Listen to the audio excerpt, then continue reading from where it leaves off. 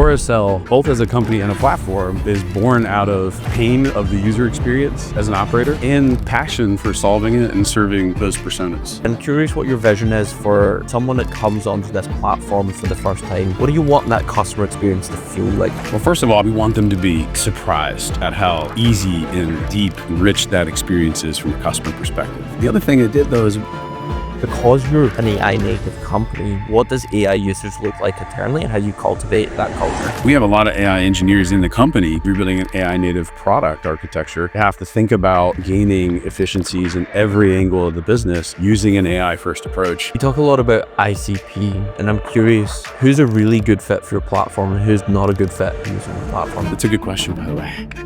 We have two core ICPs right now. The first of which would be startups and SMBs. Our second ICP is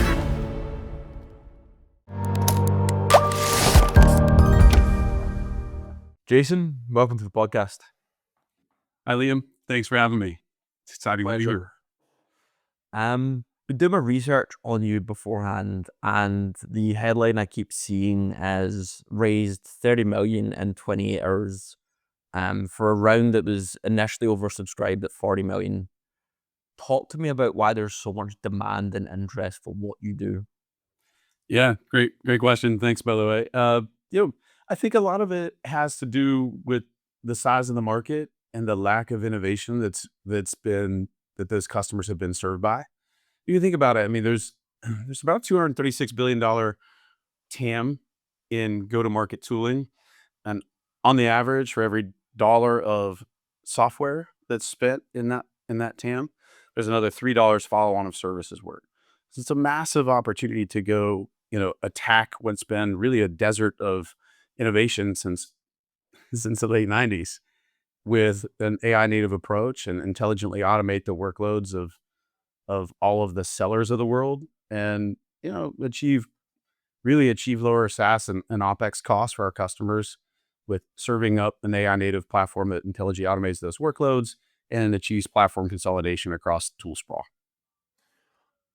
Before we tap into what you're doing and how you're innovating here, I want to tap into the idea of like this desert of innovation. When we talk about like go-to-market tooling and CRM software, what is your intuition as to why that's been so dead for so long? The CRMs of the past really date back to the 70s, if you think about it. And CRMs really started on mainframe and then spreadsheets and then a database. The biggest innovation that occurred in the CRM space was in 1999, and Salesforce took the CRM to the cloud. And those cloud workloads, of course, distributed the CRM, made it available. They built a monster ecosystem around it, which is great. It was a great innovation in 1999.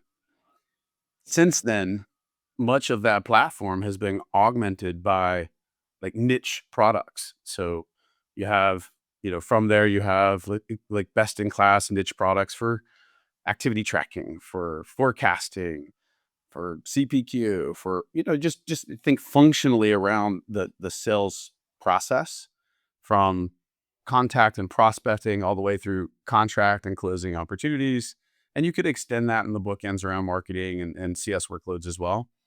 But mostly the platform players of the past didn't keep up with the innovation at a platform level.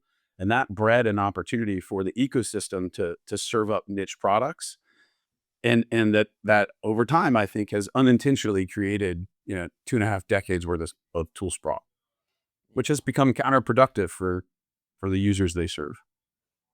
And seemingly out of this problem is kind of where this idea for Aurasell comes from. I mean, I look at your tagline on LinkedIn, it says, building one intelligent GTM sales platform to replace them all. I get two questions. One, are you a Lord of the Rings fan? Because it's ringing awfully close to some verbiage from that. And two, tell me like what the founding vision for Aurasell was in the first place. Sure. So to explain the founding vision, I have to explain the original case study that I have as a practitioner. So Aurasell, both as a company and a platform, is born out of pain of the user experience as an operator that I had as a chief revenue officer, and passion for solving it and serving those personas. And so for 20 years, I have built sales and go-to-market teams at different startups. This is the fifth startup. First time I've been the founding co-founder and CEO. But for four other startups, I was building and leading go-to-market teams. In that process, I did what every other go-to-market leader does. You build up a CRM, Salesforce or HubSpot typically, and then you start to bolt on the additional niche products around it, the ecosystem that serve up different parts of the sales process with good intention, trying to serve your teams and give them the best in class product at the time, and till you one day wake up and realize that, like I did at Harness, in the Harness journey, we went from very early stages, a million in revenue to over 100 million in that 5-year journey that I was there. And you sort of grow over time, slowly grow into the ecosystem of tool sprawl. And one day I woke up and we had 22 products. We had built 3 of them ourselves with developers in-house. I had data engineers, engineering teams, in the ops team. We had another 19 products, SaaS products. We're spending $3 million on SaaS fees. And I had done a productivity assessment, a process that we referred to internally as the X-ray, where we sat down with all of our functions, so sales, marketing, CS. We also did on the other parts of the business, and went through an effort to try to better understand how efficient are we? What does the function strategically achieve for the business? Each role within that function, what's their part in that strategic outcome? Hmm. What activity does each one of those roles at an IC level do? What activities do they carry out day to day? What tools do they use? And how effective is it? Is there an opportunity for us to make it more efficient and more effective? We referred to that as an X-ray. It was a great exercise. We're looking for an opportunity to continue, aggressive growth, but to do it more efficiently. In that exercise, it was a very eye-opening experience. I found out in that time frame that my sellers were only speaking with human to human selling interactions about 28% of the time. They were interacting with 10 to 12 tools every single day. It might be a different mix of tools on a pipeline gen Tuesday than it is on a forecast Friday. But on any given day, they were interacting with nearly a dozen products. There's a lot of context switching there. There's a lot of OpEx costs there to support all of that. You think about it that we kind of over the last 2 decades, the industry has turned our CROs into CIOs. You have 22 different products. You have to integrate all those. The ops teams have to carry the burden of that integration, redundant workflows, data silos, and it all adds up to that tool sprawl that adds up to a loss of productivity. A loss of productivity for the reps who are spending 70% of their time doing manual tasks and not selling. It adds up to a burden on the ops team. You have to invest more in ops to keep that brittle, bolt-on sprawl to just keep it functioning every day. And the net effect of that really is just you have this you invest so much in your people around go to market and then the infrastructure to support them that it ends up becoming counterproductive. And that was the initial experience that sort of opened my eyes to when you zoom out, you slow down. If your goal really as an operator is to maximize productivity per head and serve your team so they can serve your customers, there's no way we could continue down this path. So Srinivas Bandi, my co-founder and CTO, he was SVP of new product engineering and product management at Harness. We worked together for 5 years. And we looked at it and said, hey, this is an opportunity to take a first principles approach with AI being the catalyst for change, introducing a new architecture. We simply extended that X-ray effort and said, how would we change this through the lens of an AI native approach to intelligently automating the activities and workflows of each of these personas that we serve? And that's how we went about building Aurasell.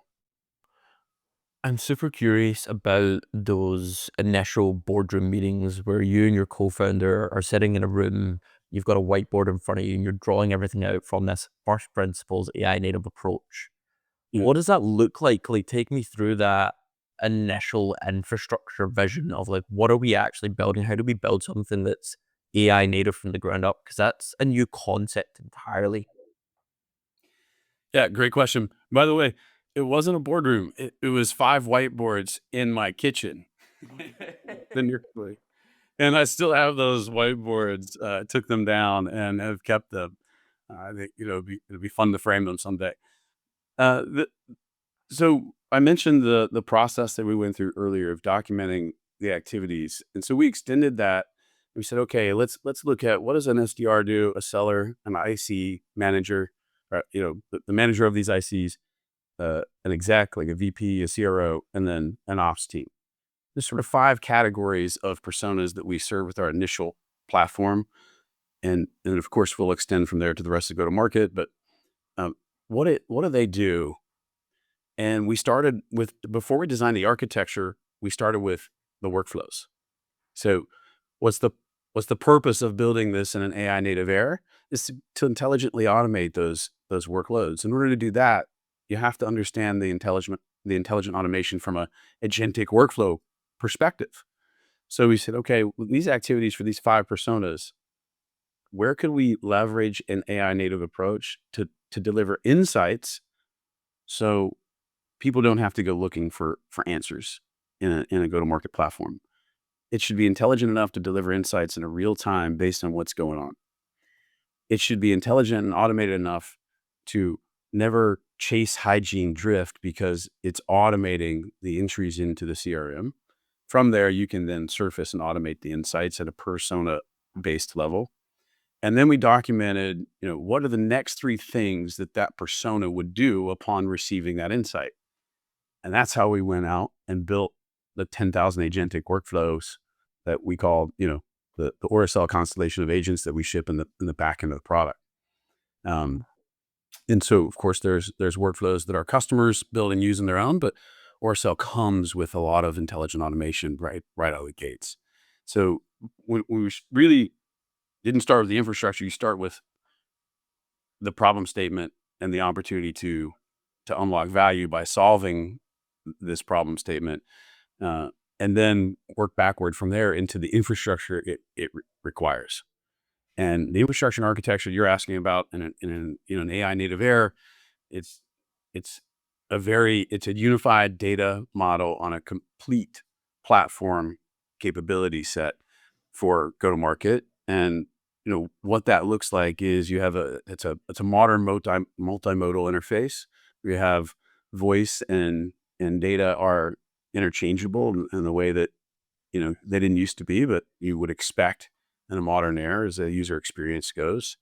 Um, the architecture sits on top of a unified data model that's built on a an enterprise extensible lakehouse. And so you have structured, unstructured, and semi-structured data all living together in a lakehouse, which is at the core of our unified data model, and built on industry, industry standard best practice components like Databricks and other, Iceberg and other elements of the architecture that then has surrounded by RAG and an AI native approach.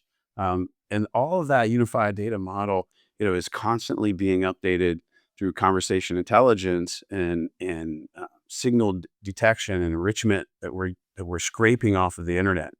And all that sits on top of a mountain of data, 85 million accounts, 850 million contacts, which are constantly being updated and enriched. And then we pull all the signals that we're seeing together into an AI logic layer once we have the signal enrichment, and we bounce it off of a proprietary AI logic layer that we've built that sits on top of 5 LLMs. And then we dynamically will route the AI payloads based on the quality of the LLM's ability to answer with the highest quality for that particular type of workload that we're passing or payload that we're passing it. That AI logic layer gets then infused and acted upon through automation with an agentic workflow architecture that includes AI data enrichment, web research, additional AI research that can be spawned off of that, on the fly. So it's when you talk about an AI native architecture, it has to be, it needs to be, uh, born after 2022 to be AI native, because that's when, or 2023 is when enterprise APIs were available on LLMs.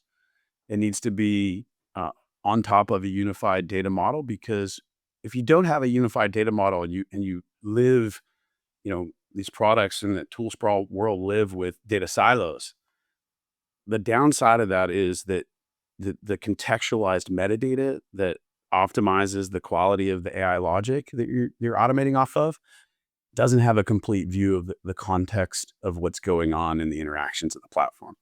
And that's why we felt that we had to truly build an AI native architecture with a unified data model that is contextually aware with all the metadata and all the conversations that were going on, all the signal enrichment, all the web research in a single unified, contextually aware approach that we could then automate with agentic workflows off of. And this way, it really needs to be, like I said, born post 2023 for enterprise AI, API era, needs to be unified data model, complete textualized awareness, and it needs to be a full featured AI native platform, not silos of interactions. And that's our point of view on how to build an AI native architecture for go-to-market and why we built it this way. I'm really curious about the different hats that you wear. You obviously you kind of go through this journey as like a CRO. You mentioned this like necessity to become a CIO or a CTO. You've obviously got deep technical expertise of how this actually works.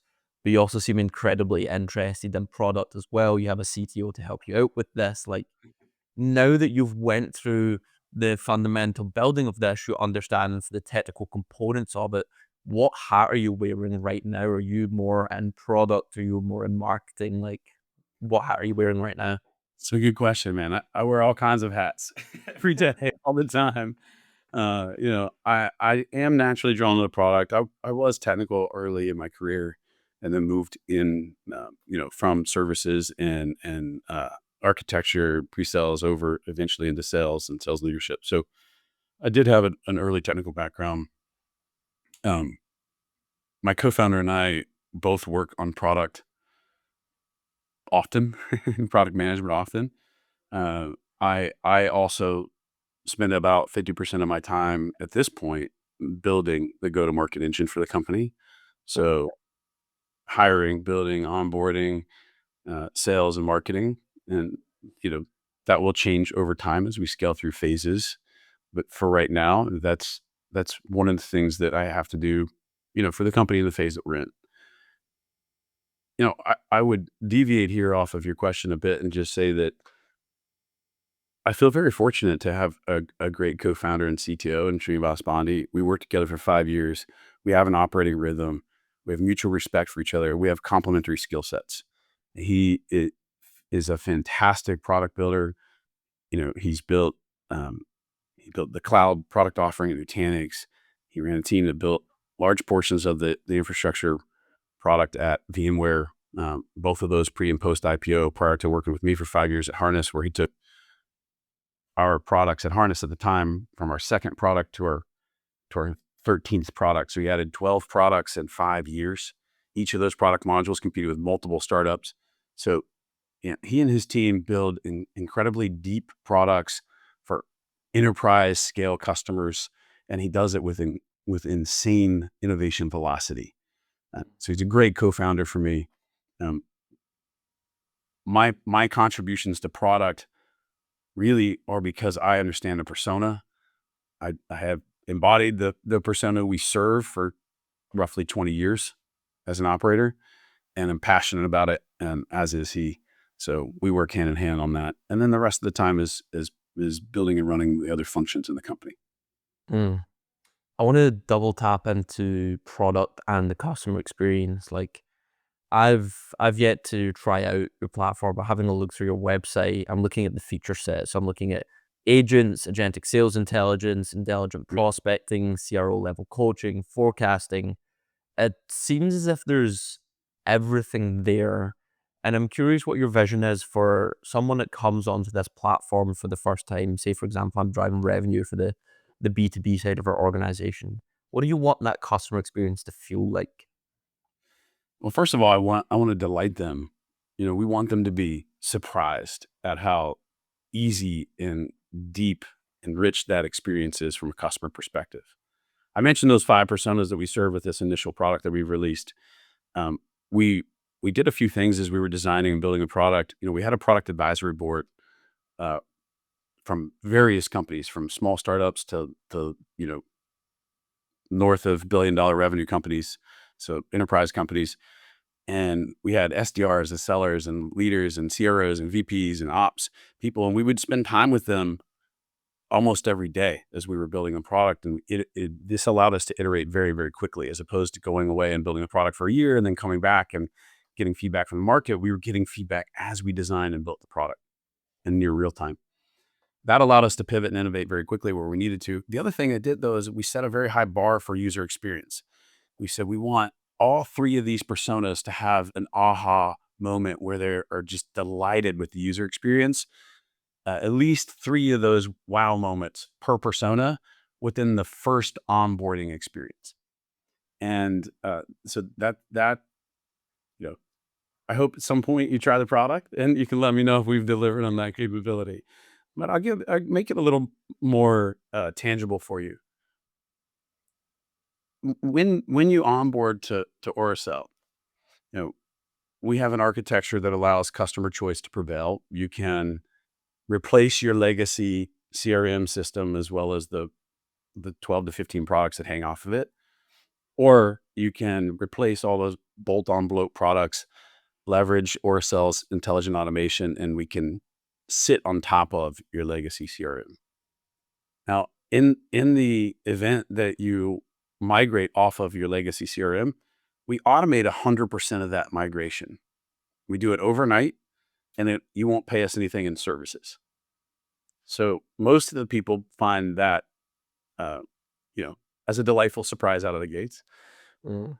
The first time you log into our product, what you will find is all of the territories have been built out dynamically for you based on ICP and persona alignment. So this is one moment of surprise for most of our users. They log in. How did you get all this information? And what happens is when we bring on a new customer, we have 10,000 agents that run in the background. They go out and scout. They go out and look at everything we can find on the web about that company. So if we're bringing on a new customer, our agents go out and discover, what do they sell? What problems do they solve? Who are their users? Who are their buyers? Who they sell to? Who do they compete with? And then we'll scour all that off their website, anything else that we can find on the internet. And then we'll find case studies and ingest those case studies. And all of this happens automatically in the background before they ever log on for the first time. We take that information, we automate building the ideal customer profile for that tenant. We then automate building the champion personas and the EB personas, and you can add user personas as well.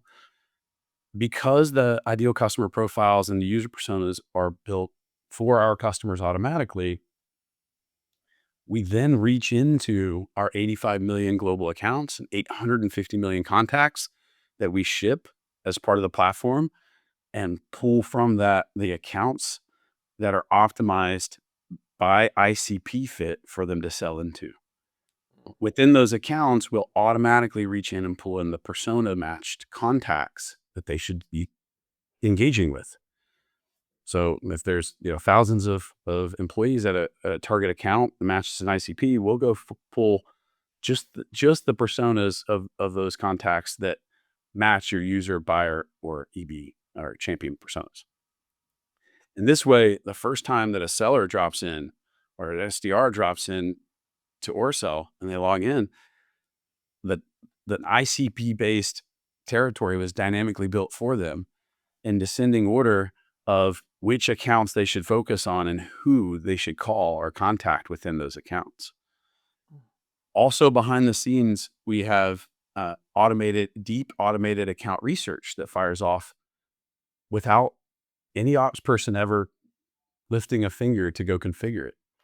So while we build out those dynamic territories, we're automating the deep account research, building out a value hypothesis of where you as a seller, with the product that we've discovered that you sell, solving the problems and use cases that you address, and looking at patterns of value that your product unlocks at any one of those target accounts that we pre-populated for you. When you click into that account, you immediately see a value hypothesis that tells you what initiatives and requirements that account has, where your solution aligns with value that you can unlock, and we give you dynamically will prescribe for you the value that that customer could get from working with you. And then we automate the creation of a pitch for you to get into that account.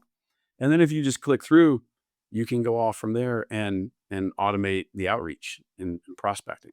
We also do things that it automatically discovers all the technical lands, like all the products that target account's running, all the open job recs, relevant financial and news, et cetera. That's all right there in the automated account research, but it's being put to use in a way that's combined with the signal enrichment of all those contacts, so that if you click the next button, when it goes out and creates the outbound prospecting content for you, it's doing it in context of all that deep account research, all the context signals for the contacts that you're reaching out to that are optimized and scored for you with propensity to engage. So we're telling you, based on profile match and what we see going on the web per individual, how likely they are to engage with you.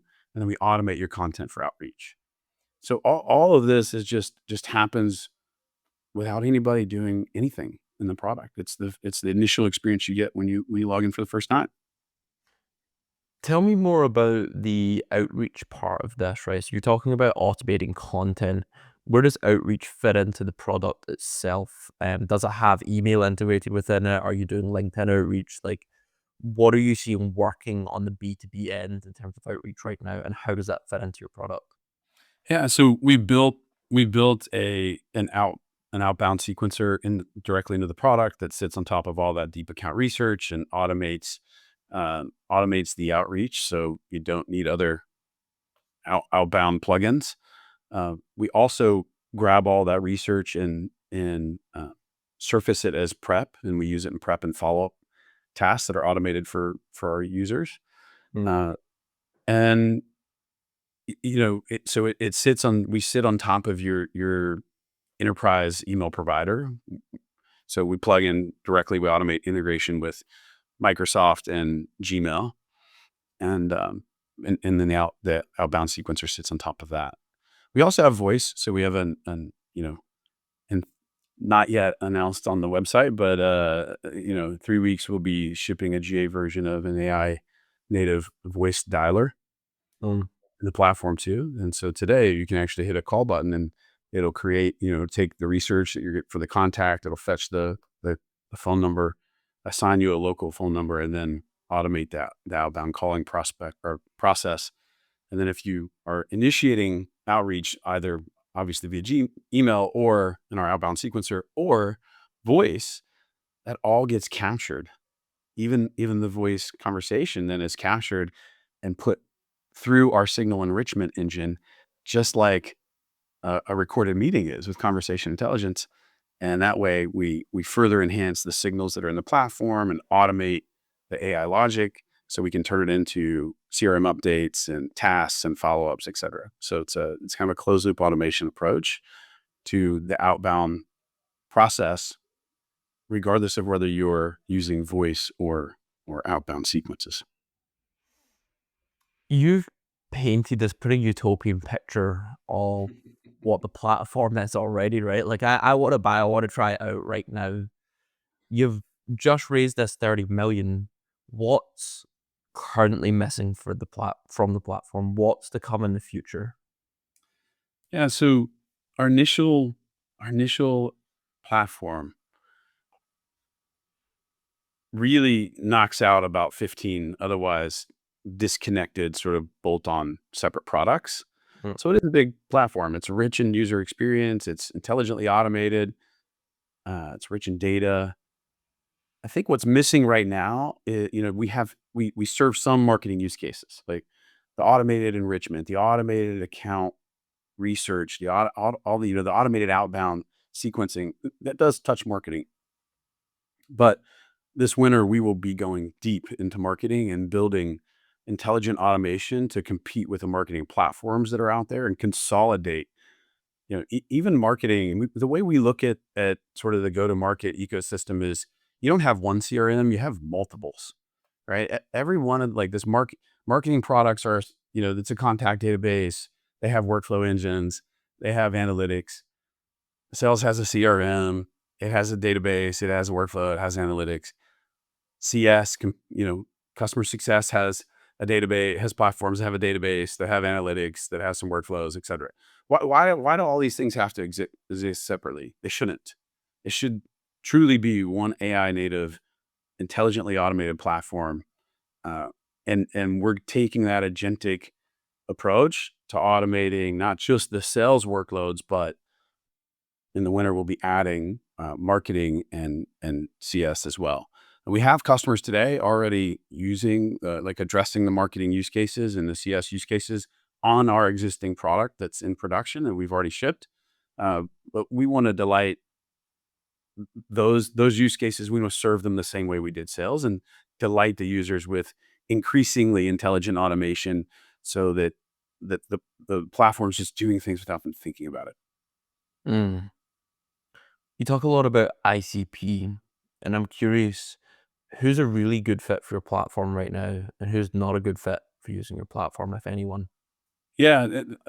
So I would say that it's a good question, by the way. Thank you. That's like music to my ears as a Yeah. podcaster. Yeah, right. So we have two core ICPs right now.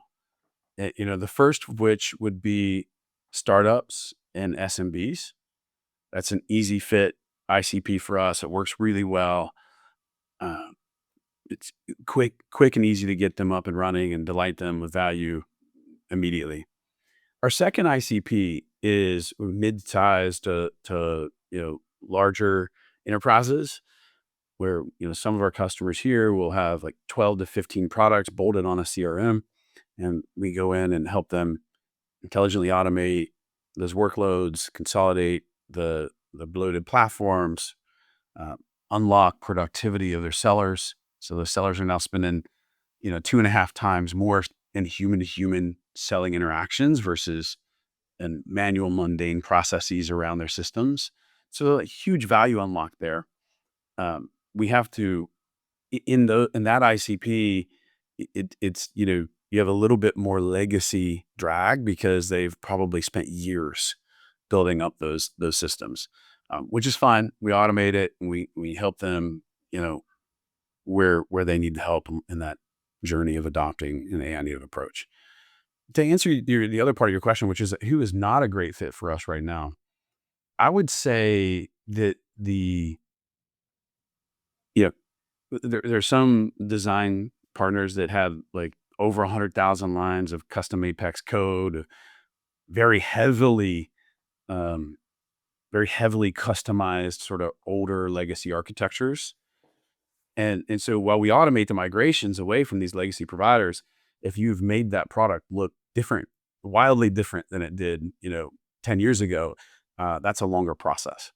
So I'll give you a little preview. In December, uh, for that cohort, we are building another product, and it'll be ready in December. And it's going to be an AI native go-to-market operating system. Yeah. Sits on top of your legacy CRM. So you have the first soundbite here when we're talking about that. Today what we've shipped is that intelligent CRM fully featured platform on a unified data model. And next, what we'll be shipping is all of that rich intelligent automation capability, but just plop it right on top of that existing legacy CRM. I'm incredibly curious how exactly, if you could explain this in layman's terms, how exactly you solve that, because I have a lot of friends that work in big tech companies, banks, Barclays, JP Morgan, and a huge part of the conversation with a lot of these companies is this idea of technical debt, right? And it seems like an impossible hill to get out from under. So maybe there's some secret sauce in here that you can't really explain to me, but as much as you can, I'd be curious to how that actually works, how you understand something that's ununderstandable. Yeah. So, if someone has all that legacy debt that prevents them from moving forward and taking advantage of intelligent automation and all the productivity gains that come with it, and rather than sort of fight to unwind that, we're building a dynamic change detection layer that will sit between our AI native platform and those legacy providers that allows us to achieve a bidirectional integration utilizing our data lakehouse layer so we can have an AI native platform that delivers automation and customer delight to our customers and users while they can keep investments in maybe customized, code that's specific to their business that was built on Salesforce or the other legacy providers. And this way they can move the user experience into Aurasell and take advantage of that AI native automated platform experience, but not give up anything or have to rebuild the customization that comes with the tech debt in the legacy CRM. And so what we've done is use that data lakehouse layer with dynamic change detection for bidirectional updates to just abstract the complexity of that away from our users. Well, it seems like a problem that not many people are solving for right now. And if you manage it on the scale that you're hoping to manage it, I think it'll be incredibly successful. Thank you. Um, Parts of what make a company successful, obviously product's a huge part of it. How good is the platform itself? How good is the product? Another huge part of it is the founders. Another huge part of it is the team. I want to tap into you for a second. Like when I look at all of your history, I'm looking at you starting at 2010 BMC Software. You're going to work for Cisco, Twilio, Markforged, Harness, all boasting like pretty impressive numbers. You're joining Meraki before they're required for 1.2 billion. You are leading Twilio through an IPO as part of that leadership team. You're growing Markforged, growing that revenue from 1 million to 100 million over 5 years. I'm wondering if you can take me on a through line between all of those experiences up until now. What's the correlation between them? Why be part of these companies? Why do those roles? Why do you kind of do what you do? Great question. Good job on your research. Why do what I do? I think now at Aurasell, of course, it's about helping the ecosystem of go-to-market operators solve those problems that I experienced for 20 years while building teams at all those startups. Mm. Um, and so that drives the why now. Previous to that, like many people, you're out there trying to build your career. And, I came from a very, uh, poor background. And so, had, wanted to create financial stability for my family along the way and loved tech and enjoyed the process of getting deep with customers and understanding the problem statement around where their current environment was, and then helping paint a picture of value for the future in their to be state and where you're mapping your solution in any one of those companies, and helping them on that journey. That's a satisfying career. I think if you really enjoy sales for more than the paycheck in tech, you really can help unlock value and solve meaningful problems. That's one of the beautiful things about the tech innovation in the tech startup ecosystem. Why those companies? They're all wildly different companies, right? One's an enterprise platform company and BMC and CAs of the world. And then moving into Meraki as my first startup. And it was the first cloud managed network architecture in the world, founded by three fantastic, really smart MIT grads. And then, from there, of course, we expanded the portfolio into the rest of the networking space on the back of that cloud managed architecture. And as you mentioned, Cisco came along and bought us probably a little too soon. I think that's been a very good acquisition for Cisco. Some would say the most successful acquisition in the history of their company. But it was great. I learned so much at Meraki just about getting into a high velocity, a very disruptive technology architecture in a big market, going against these monster incumbents of, legacy tech providers with decades old architectures. And that was fun. And going out and disrupting that market and delivering these wow moments to the customers where they see the networks auto provision from the cloud, like they never thought was possible. It was a fun, very fulfilling experience. And we had a lot of fun. The startup culture was, for me, changed the way I looked at work. I mean, once I had my initial 4-year run at Meraki, I had made a vow to never work in an old, big corporate environment again, unless I absolutely flamed out. That's in the startup ecosystem. Caught the startup bug and wanted to spend my career there. I knew it from that moment on. And of course, we got acquired along the way.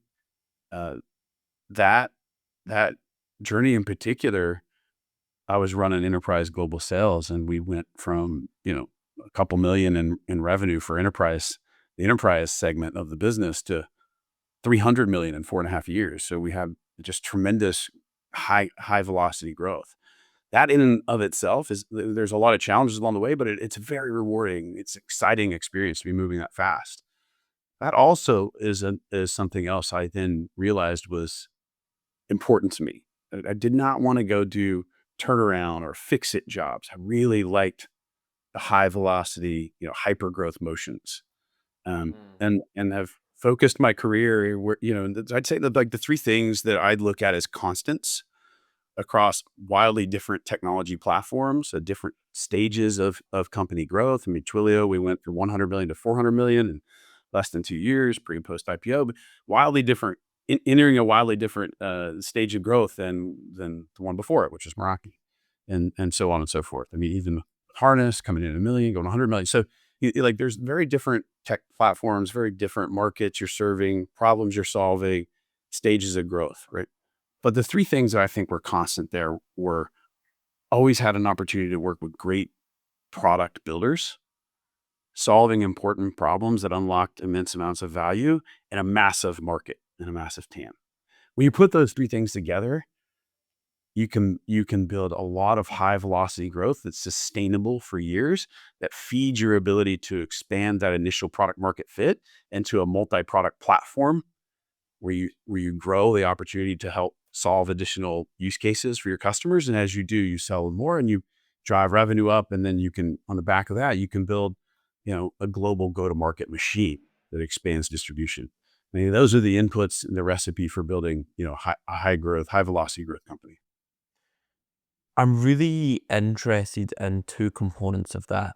You mentioned working with great people, great problem solvers, and you mentioned your interest in this high velocity growth. And I want to talk about incentives, because you gave a really honest answer about like why you do some of this as well. It's like, yes, I come from a poor background and I want to make money. This is part, but I want to be able to support a family. And I'm curious, you've obviously spent like 5 years thing it like working with startups as well as an advisor and a venture partner, and you're building out your team right now. What incentivizes great people? That's a great question. I think, I think, I don't know that there's a generic answer to that. I think to truly understand what motivates and incentivizes someone, you have to tap into their intrinsic motivation. That intrinsic motivation is really, it's innate. It's within them. It's what drives them. And often I think that that comes from life experiences and how they grew up, what their environmental variables were. And many times, that will inform their value system. Mm. And that will be attached to what motivates them in the present day. Often you can pattern match people that grew up without a lot of comfortable economic environment around them in their early years. That became a formative experience that innately instilled drive in them to go succeed. That probably along the way will manifest itself in work ethic and grit. Let me And ask you a question traits on this. are great traits.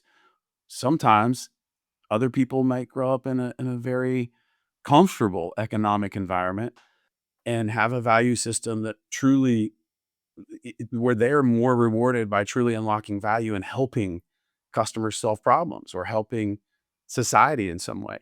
And I think both of those models, both of those examples are great. Both of those can be wonderful people and great employees and great teammates, but they're intrinsically motivated by different things. Let me ask you this. Yeah. You're going to piss off 49 other states with this. If you were to only be able to hire from one state in the US forever moving forward for Aurasell, what state would you hire from? Wow, that's an interesting question. I'm not sure I can answer that because we hire from all over, not just the US, but we hire multinational workforce in multiple locations around the world. So I don't know that I can answer that question. What I would say what I would say is, often people think about regions or subregions and they'll attach assumptions to qualities of people. And the real answer there is hire for the characteristics that you value in your company, that you want to build your culture around. This is not really about the location of where someone comes from. It's about who they are and where they come from. How's that led to them as a person today and what their value system is today? Does that match the culture that you're building in your company? You know, we look for high intellect, what we call high motor, which is like work ethic. We look for, you know, we have a no asshole policy. We don't we have, we just in another way to say that is like there's no meetings about the meetings. There's no politics. In order to move fast, you have to embrace the idea that that you'll have many points of view, and sometimes you'll have conflict, but you manage that conflict constructively, focused on a mutually beneficial outcome because you're all shareholders in this company trying to bring value to customers and change an industry. So we don't we don't have time. We don't have cycles to waste on politics. We're in this thing together, and we conflict is managed that way constructively, not personally. And so like these are the things that we value among others, but that we try to pattern match for as we hire people. Talk to me a little bit more about that pattern matching. Something I'm getting from the thread of our conversation right now is that you are a first principles thinker. You love problem solving. The entire founding of this thing is based on solving problems. So I imagine, especially in the age of AI, the thing that you're looking for in new employees is that ability to be intuitive and think on their feet and problem solve. One, am I kind of correct on the thread of that? Yeah, yes. I mean, we're an AI native company Yeah. building in an AI native architecture, disrupting decades of what I believe is sort of legacy process, not just technology. And in order to deliver on the promise of that opportunity for our customers and our users, we have to be built as a company in a way where we can imagine the outcomes that are optimized for our customers in a different way, utilizing an AI native automated intelligent approach. In other words, you don't build something the way like you often you'll have people that'll say, well, can your platform do A, B, and C this way? And we need people around our customers and in our company that in that scenario focus on what's the most efficient, best outcome of that use case being achieved in an AI native approach. Don't get drugged down a path of doing it the same way it was constructed to be done 25 years ago. Yeah. And in order for that to be consistent and true as you build and scale a company, you have to have you have to have teams of people that think through first principle lens and are problem solvers and help strategically bring our customers into an AI native era. Otherwise, you get stuck in the sort of thinking in small increments of change using AI. And I think AI is the most powerful, most disruptive technology platform shift we've seen in humanity's history. In order to fully leverage that platform shift in a way that it unlocks step function value for our customers, we can't think incrementally about it. Let me, since we're on this thread of being intuitive, let me put you on the spot for a second. Imagine I'm coming for a job at Aurasell and I'm in the interview and you only have enough time to ask me one question to see if I'd be a good fit for the company. What would you ask me? At some point, I'm going to ask you about the first time that you worked. Hmm. What was the first job you ever had? First job, I was 14 years old. I was at my auntie's birthday party in this hall, and I seen these like the bar team that were setting up for this. It was like a company that was contracted out. They were doing it, and I was 14, sitting by myself, and I was like, "Can I just help you guys out? Because I'm just like I just want something to do." And I was 14 and wanted to work, and so I went in and started helping them out. And then they offered me a job, and I was 14 in Glasgow. And my job was to go around and collect glasses at lots of events. So New Year's, Halloween, boxing. And I'd go around and like kind of talk with the punters and get tips off them and collect their glasses and bring them pints. So that was my first job. That's great. So what we might do then, thanks for answering it. What we might do then is extend that conversation into trying to understand the why behind you wanting to take that job. Why is it that you wanted to work at 14? What is it that you were trying to do with that money and your time? What did you do next? Was it hard? If it was hard, how long did you keep it? What was your next job? Did you go to an easier job or a harder job that paid more money? Like what motivates you? And then how do you think about decision logic? And, do you have mental toughness? Um, so those things are what I look for. And at this point, we're having a conversation about interview for character traits that transcend individual roles. This kind of conversation applies to engineers in the same way it does sellers.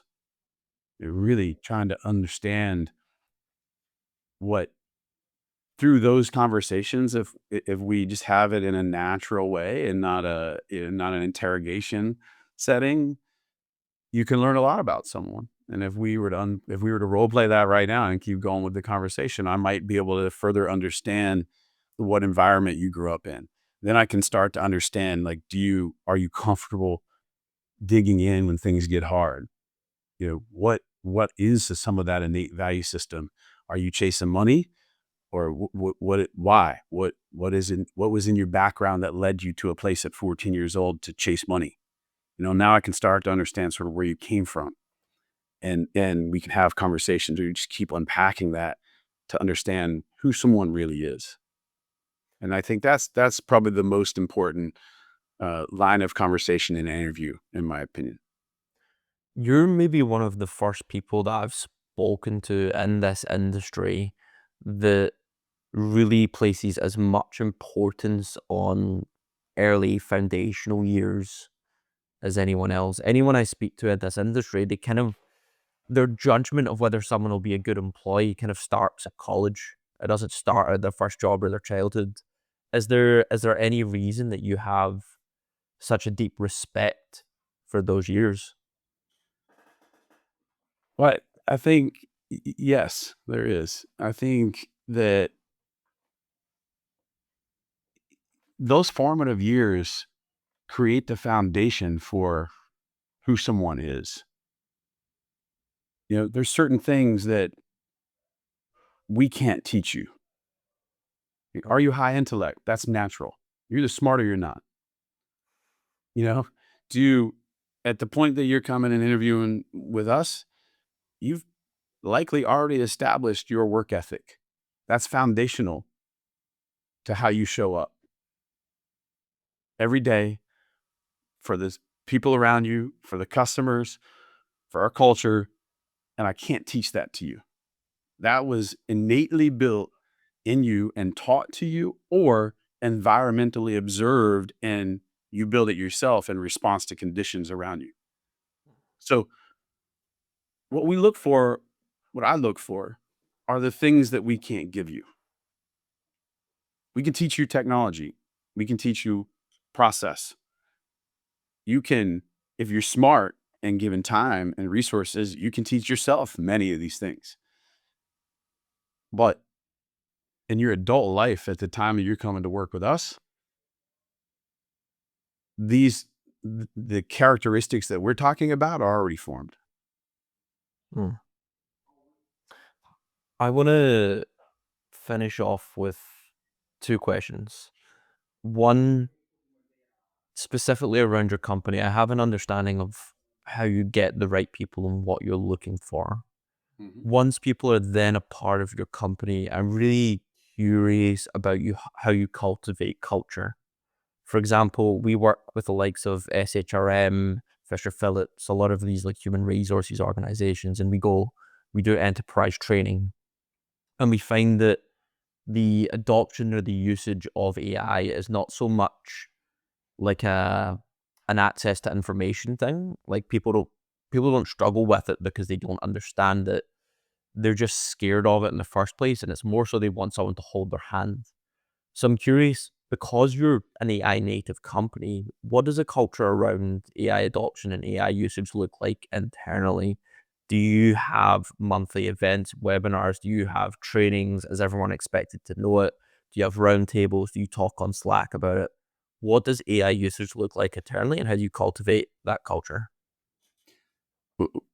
All of our employees use AI every day here. I mean, AI is natively built into our product. We use our own product to run the company.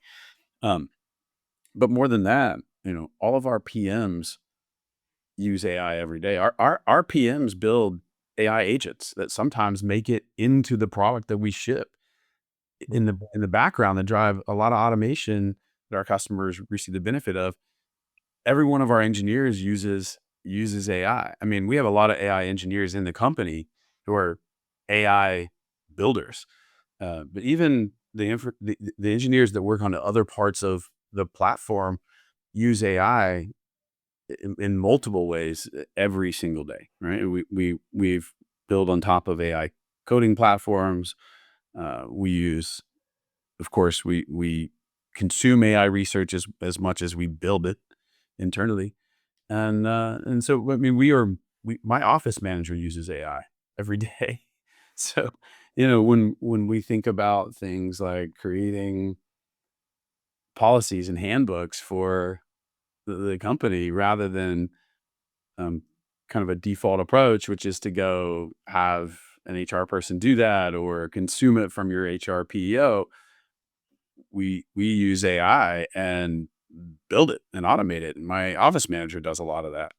Right. And then, not to say that I don't value HR, we do value HR, but you want to get as much coverage and efficiency out of the headcount as an early stage startup as you can. And in order to do that, you have to think about, in an AI era, especially if you're building an AI native product architecture, you have to think about gaining efficiencies in every angle of the business using an AI first approach, and every use case. And that's the way that we think about it. It's the way we talk about it. It's the way we approach building our company as well as building our product. When you asked about how do we think about it and adopt it. We have this mindset that a lot of people ask us, hey, in Aurasell in the product, can you go chat and ask a question and have it do something? Of course, yes. In our analytics capability, you can hit Ask AI and ask it a question, and it'll build an analytics dashboard for you. In AI enrichment, you can ask it a question, and data enrichment, you can ask it a question in natural language. We built a natural language processor, and that automates turning it into prompting, which then executes web research and AI research on your behalf. And you don't even have to know how to prompt. You just talk to it like we're talking. And that kind of experience persists throughout the product. But we don't believe that that's actually the goal, right? I mean, today, most people think about using AI in the way that they think about interacting with ChatGPT. It's a type of question, get a response, type of question, get this like prompt messaging back and forth. If you think about that in an abstracted way, it's sort of like accessing compute capacity through terminal connection. Who does that? No one does that anymore, right? No, you consume cloud data center capacity through services, which drive outcomes, which are all automated. And we believe that in building an AI native product, that's how your AI experience should be. We don't solve for a chat interaction first. That's the fallback in case our intelligent automation didn't hit the mark the first time. We have a fallback that looks like that. That's not the primary design of the product. I don't know if that is helpful for you in trying to give you an example that's real. Yeah, it is. It is. I want to finish off with one last question. I've kind of posed it to you already, but with all of my guests, I ask them the same question to finish off. 2 things. I encourage you to take 5-10 seconds before answering. 2, I'll provide no more context. And 3, I've saw every which variation of how people think about it. So it really depends on how you think about the question. Why do you do what you do?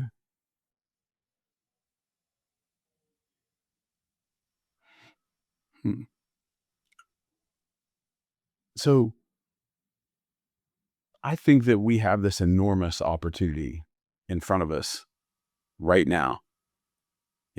I'm a father of 3 kids, and they have various ages, 20, 21, 18, and 11. I'm excited for their future. And I think AI will undoubtedly change the human experience. I'm also very nervous for their future and the way that, my work has provided a lot of satisfaction for me throughout my career. I have been able to sort of change my stars, so to speak, from where my background started to where we are today. And that kind of value creation curve in the short horizon of time, I believe is a unique opportunity for us as builders and operators and overall the workforce of today. I also feel this enormous urgency and responsibility to try to participate in that value creation curve, because I am not certain what that will look like for future generations. Their life certainly will be better in many ways. Will they have as much satisfaction if you look back from the beginning to the end of, let's say, their professional journey? I don't know. Will they have more free time? I think yes. I personally get a lot of satisfaction from the work that we do and building something special. And my father was a carpenter, and we built homes growing up. I started working in this business when we were 12 years old. When I was 12 years old, we were building homes. One of the great things about construction is when you're building someone else's dream home, every day you make progress. Every day you see that progress. When you're building a company like we're doing right now, every time we hire someone, we're supporting a family. We're helping support that family. Every time we deliver an outcome for our customers, we're making their business better. And that's satisfying. You see the fruits of your labor, quite literally in your customers, in your employees, in the company that you're building. Not just the product, but overall the company. And I feel this enormous, and I know my co-founder does too, we've talked about it, we feel this enormous urgency to just take advantage of this opportunity that's in front of us with AI as a disruptive architecture to unlock value streams and build enterprise value for our company and our employees and our shareholders and even our customers in this process, so that we can look back and say that and feel good about that work the same way that, when I was building houses with my dad when I was younger, you could look back and be proud of that house and see a happy family move in. And I think that satisfaction drives a lot of why I do what I do. I also, want my family to have, to be prepared for any future that occurs. And I think that there's an enormous opportunity for all of us right here, right now, and we should go innovate with incredible velocity, solve as many problems as we can, create as much value as potentially is in front of us.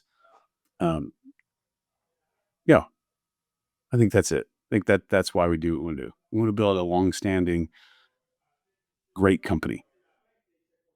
Jason, I really appreciate you taking the time today. It's been an absolute pleasure. If people want to find out more about who you are, what you do, how do they go about getting in contact?